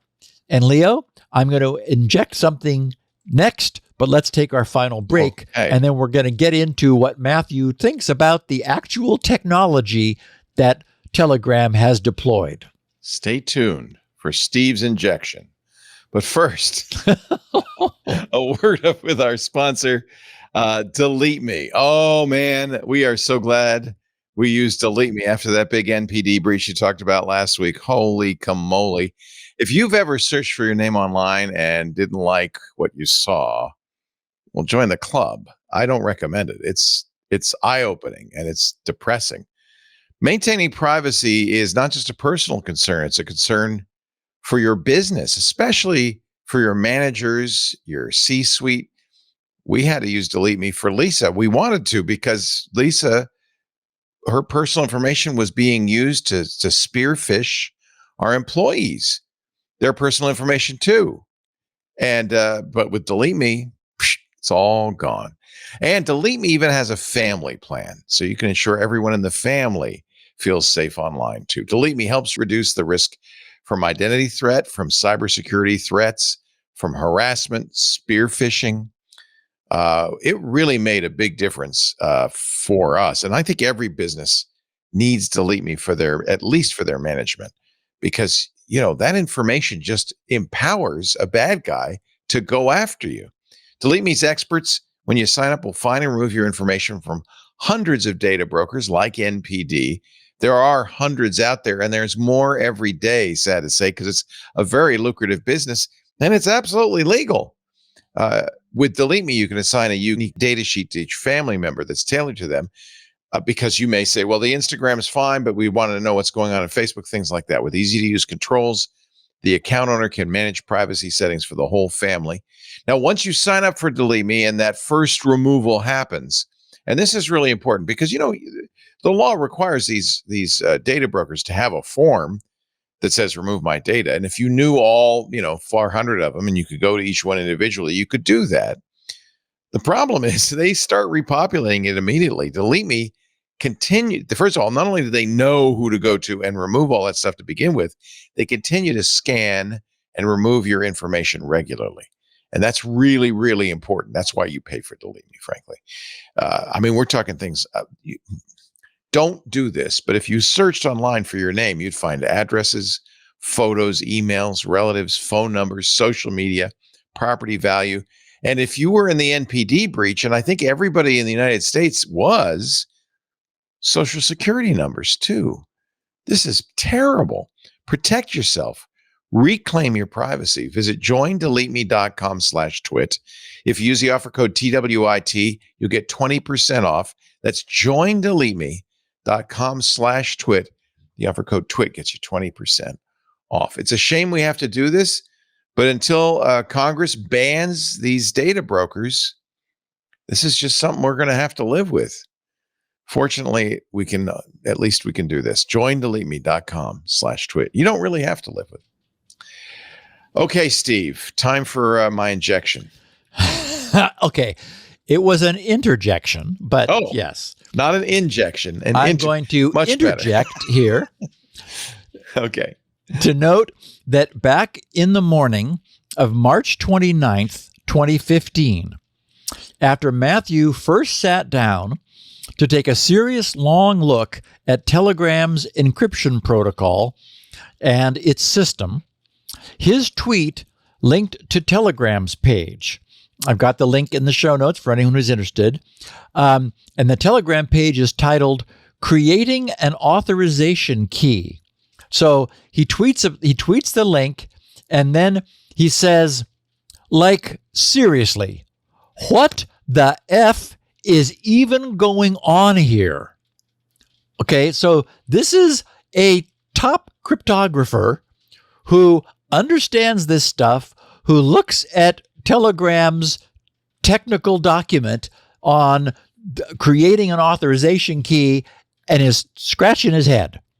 Okay, so he writes, although the interaction with Durov, now he's speaking of the interactions that the security community, including himself, had sometime later that, actually in 2016, the next year.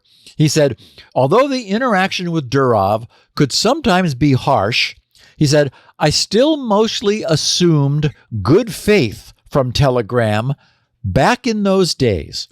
I believed that Telegram was busy growing their network and that in time they would improve the quality and usability of the platform's end-to-end encryption. And remember, when he says that, he means exactly that, end-to-end.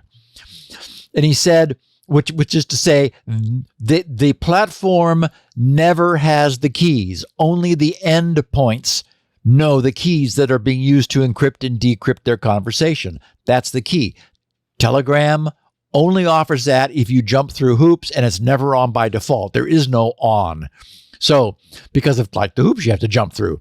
So he said, I believe Telegram is busy growing their network, and then in time, they would improve the quality and usability of the platform's end-to-end encryption. For example, by activating it as a default or providing support for group chats and making it possible to start encrypted chats with offline users. You know, those are all things we take for granted, right? In all the other state-of-the-art platforms, they all do all of that. He said, I assumed that while Telegram might be a follower rather than a leader, it would eventually reach feature parity with the encryption protocols offered by Signal and WhatsApp. Of course, a second possibility was that Telegram would abandon encryption entirely and just focus on being a social media platform. What's actually happened, he wrote, is a lot more confusing to me. Of course, he's being generous. He said, instead of improving the usability of Telegram's end-to-end encryption, the owners of Telegram have more or less kept their encryption user experience unchanged since 2016. While there have been a few upgrades to the underlying encryption algorithms used by the platform, the user-facing experience of secret chats in 2024 is almost identical to the one you'd have seen 8 years ago. This, despite the fact that the number of Telegram users has grown by 7 to 9 times during the same time period. At the same time, Telegram's CEO and sole owner, Pavel Durov, has continued to aggressively market Telegram as a secure messenger. Most recently, he issued a scathing, I do have it in the show notes, a scathing criticism of Signal and WhatsApp on his personal Telegram channel, implying that those systems were backdoored by the U.S. government and only Telegram's independent encryption protocols were really trustworthy. Well, you might argue the government couldn't understand them, so maybe.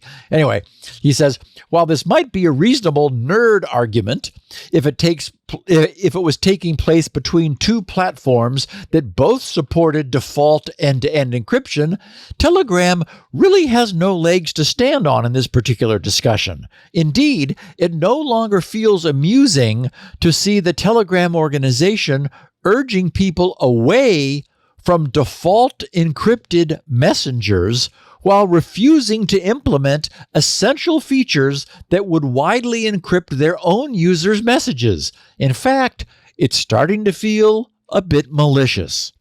So what about the boring encryption details? Since this is a cryptography blog, I'd be remiss if I didn't spend at least a little bit of time on the boring encryption protocols. I'd also be missing a good opportunity to let my mouth gape open in amazement, which is pretty much what happens every time I look at the internals of Telegram's encryption. I'm going to handle this in one paragraph to reduce the pain. And you can feel free to skip past it if you're not interested. Okay, now I am going to interrupt Matthew again to note that he has laced his description, which I'm about to share, with asterisks. And later he explains that, quote, every place I put an asterisk in the paragraph is a point where expert cryptographers would, in the context of something like a professional security audit, raise their hands and ask a lot of questions. Okay, so I'll say the asterisks as I'm sharing this, and now you know that every time there's an asterisk, this is Matthew saying, what? Okay, so he writes, according to what I think is the latest encryption spec, Telegram's secret chats feature is based on a custom protocol called MT-Proto 2.0. This system uses 2048-bit asterisk finite field Diffie-Hellman key agreement with group parameters, I think, he says, chosen by the server, asterisk. Since the Diffie-Hellman protocol is only executed interactively, this is why secret chats cannot be set up when one user is offline, asterisk. MITM protection is handled by the end users who must compare key fingerprints. There are some weird random nonces provided by the server, which I don't fully understand the purpose of, asterisk, and that in the past used to actively make the key exchange totally insecure against a malicious server. But this has long since been fixed, asterisk. The resulting keys are then used to power, here it comes, the most amazing, non-standard, authenticated encryption mode ever invented, something called Infinite Garble Extension, IGE, based on AES and with SHA-2 handling authentication, asterisk. You said infinite garble? Infinite Garble Extension. IGE, IGE. Yeah, honestly, the more I've been thinking about this, the more I think this is actually malicious. That this is not ignorance. They know exactly what they're doing, is what I think. Yeah. And that is the point that Matthew's come to, is that they know what's going on. Pavel knows this is not actually encrypted, and I'm sure he's telling governments, "Oh, we can't get in. We can't moderate. This is super secure." No. Anyway, Matthew says, "I'm not going to go further than this. Suffice it to say that Telegram's encryption is unusual."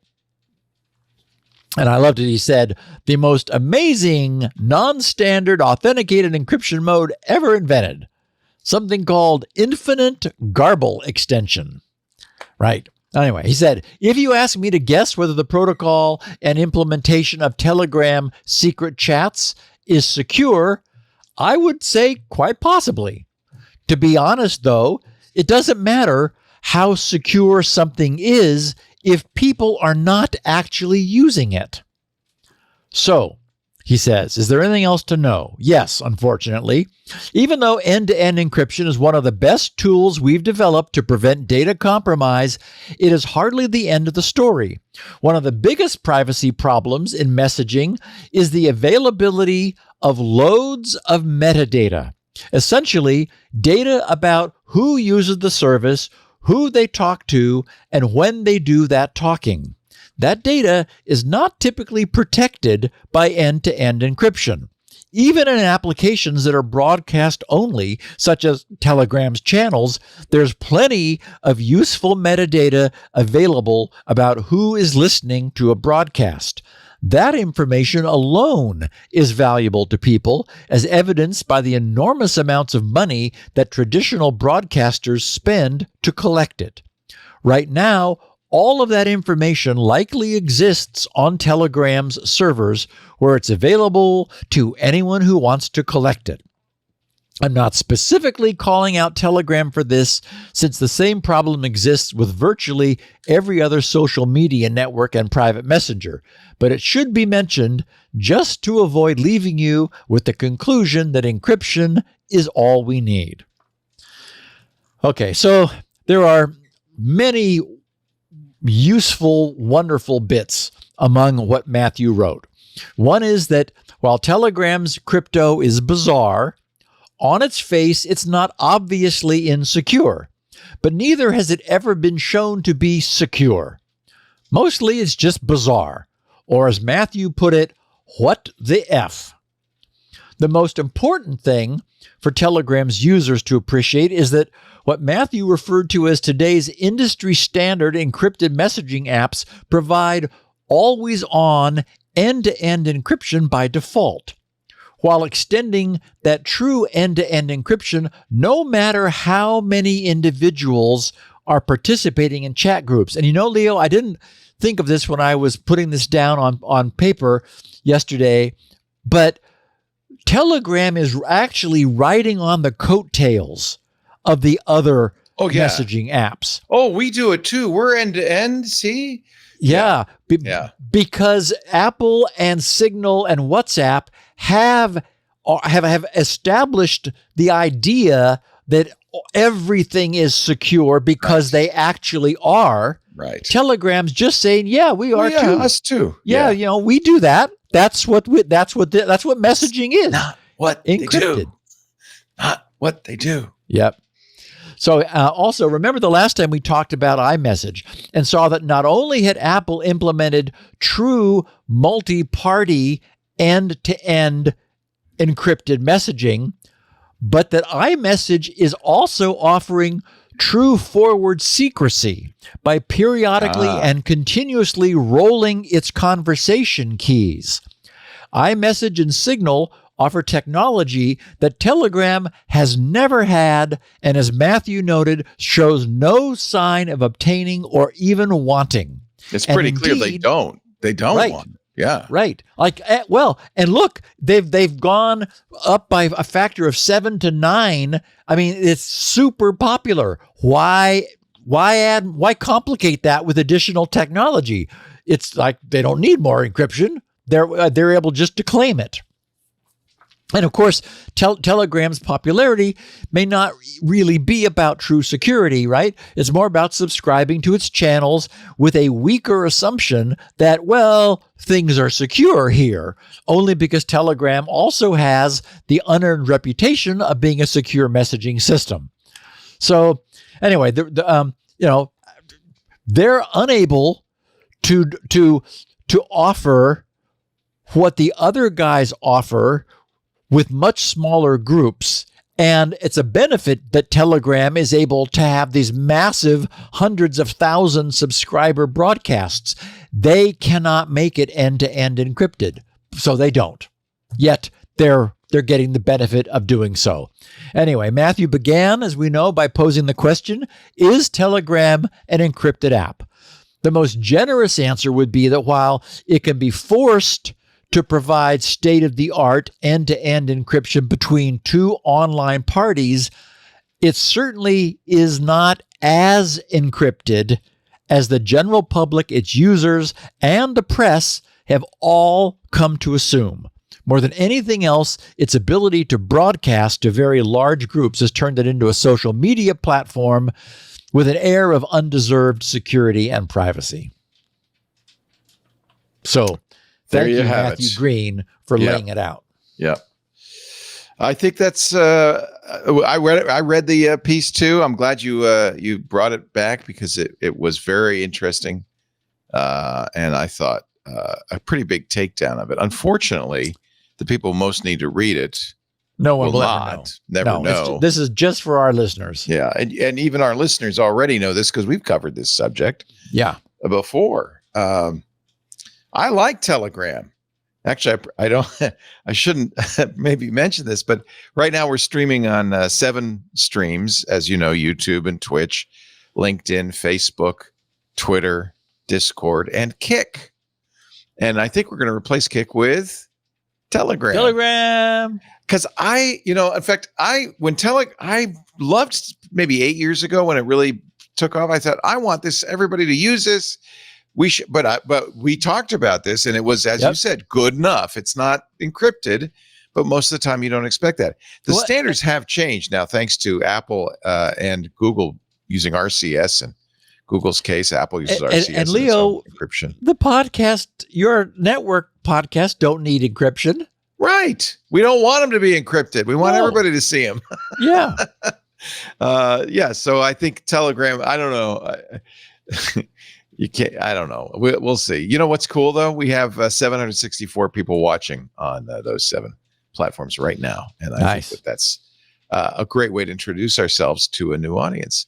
If you like what you hear, thank Steve Gibson. He's been doing this for almost 1,000 episodes now, 19 years. Closing in on it. Yep.